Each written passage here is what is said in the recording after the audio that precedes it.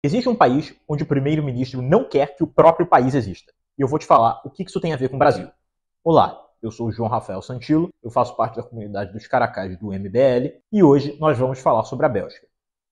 No último dia 21 de julho, a Bélgica celebrou o seu Dia Nacional, que é como se fosse o dia de independência dele. E aí tem várias paradas militares, festas e tem discursos de autoridades. Só que todo ano a Bélgica é envolta numa pequena crise política nesse dia, porque algumas autoridades se recusam a terminar o seu discurso com a tradicional frase Viva a Bélgica.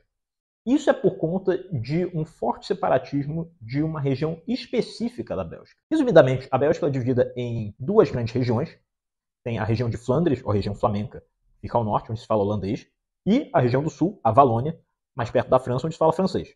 Também existe uma comunidade menor alemã no leste, mas ela não é tão importante assim. E o sentimento separatista vem principalmente do norte, da região holandesa. Isso porque no começo da história da Bélgica, resumidamente, ela era um país que não queria fazer parte da França, e por ser uma população católica ali, eles também não queriam fazer parte da Holanda, que era protestante.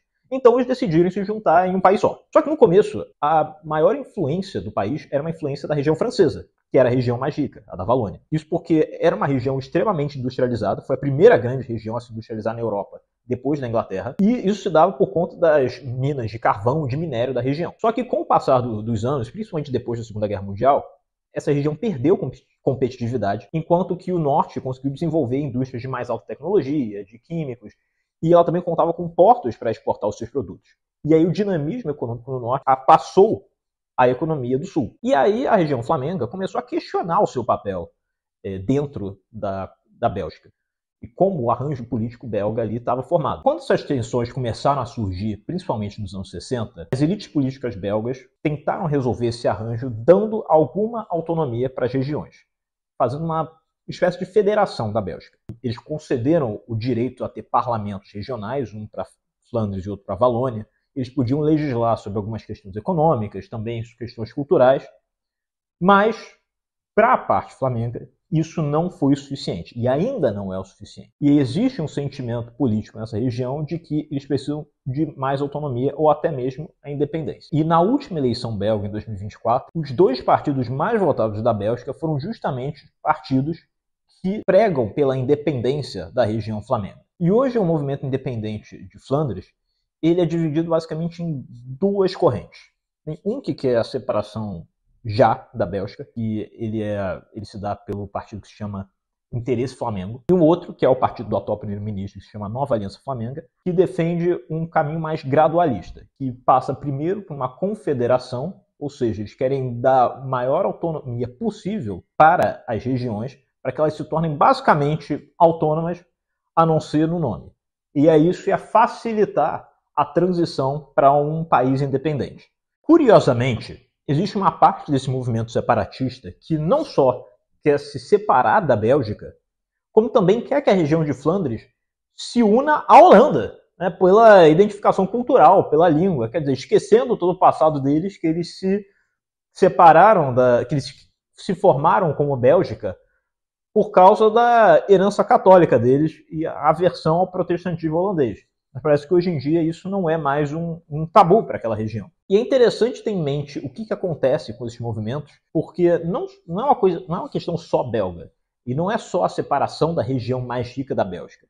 É uma região que contém a maior parte da população belga, quase 60% da população do país mora naquela região. E também a Bélgica é onde tem a capital da União Europeia, que é Bruxelas. E Bruxelas é um enclave que fica ali na região flamenga. Então isso é algo que pode realmente afetar a Europa inteira e todo o arranjo político europeu. E nas últimas décadas, quando os partidos separatistas começaram a ganhar mais representação no parlamento belga, obviamente começaram a ter mais dificuldades de se formar governos, que é uma questão de países parlamentaristas, principalmente na Europa continental, onde os parlamentos têm que formar maioria, o governo tem que ter maioria no parlamento para poder governar. E quando você tem pessoas que querem basicamente separar do seu país, é um pouco difícil de você formar uma coalizão com eles. E é muito curioso que o governo ele seja liderado por um partido hoje que ele advoga pela separação de uma região do próprio país. Mas é o que acontece. E aí você pode estar se perguntando como é que isso aconteceu.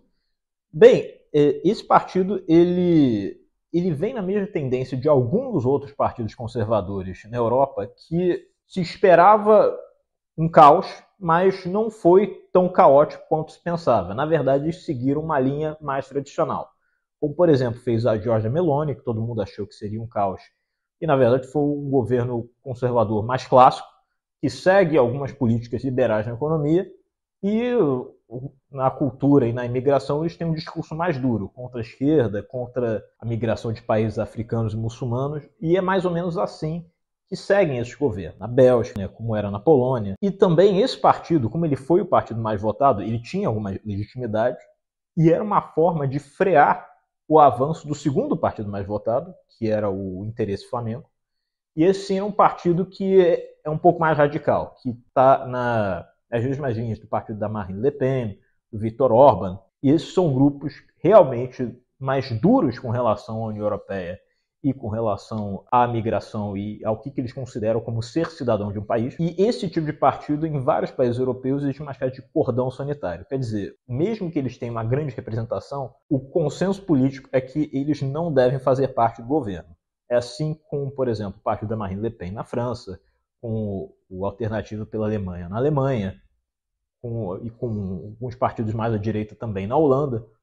Enfim, isso é algo comum que acontece na Europa. Bem, agora você deve estar se perguntando, o que isso tem a ver com o Brasil? Se o Brasil não tem secessionismo, não tem esses regionalismos extremados que nem tem na Europa, bem, eu acho que não tem ainda. Como eu expliquei até aqui, o grande problema desse caso da Bélgica é que tem uma região que é economicamente mais desenvolvida e se sente sobrecarregada de uma forma que ela se sente que ela está carregando o restante do país nas costas.